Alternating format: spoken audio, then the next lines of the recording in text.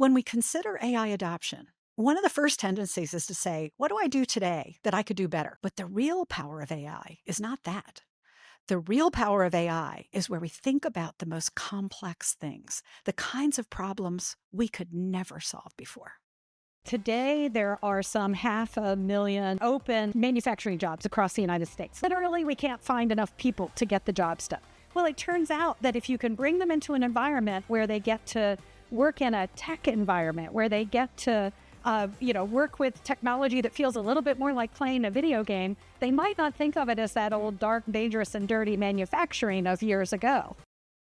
This is a moment for us to step up and get creative, to use AI, a language, a translator, so that people can come in from the sidelines and now speak English to the technology they'll ultimately be working with. Will technology replace people? No. Industrial AI expands what's humanly possible.